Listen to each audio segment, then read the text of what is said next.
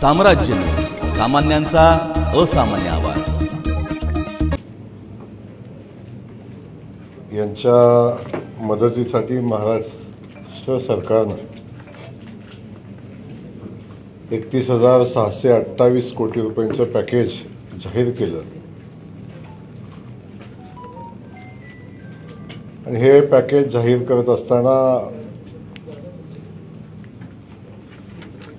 आजपर्यंतच्या इतिहासातली सगळ्यात मोठी मदत शेतकरी बांधवांना करण्याचा निर्णय माननीय मुख्यमंत्री देवेंद्र फडणवीस साहेब आणि आमच्या सरकारनं घेतलेला आहे। या निमित्तानं मुख्यमंत्री महोदयांनी बऱ्यापैकी काही गोष्टी आपल्या पत्रकार परिषदेमध्ये स्पष्ट केलेल्या आहेत, पण त्याच्याही पुढे जाऊन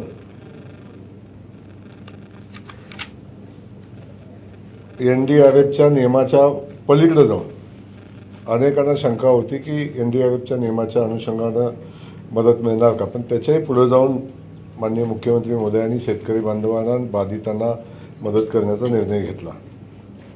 आणि सगळ्यात मोठा जो विषय होता, आजही काही तालुक्यामध्ये आपण बंडीशेगाव असेल किंवा काही बाळवणीचा परिसर काय होता, या ठिकाणी शेतकरी बांधवांनी आमचे पंचनामे होणार का नाही या संदर्भात आंदोलनाचा पवित्रा घेतलेला होता। त्यांच्याही माझं फोनवरनं बोलणं झालं।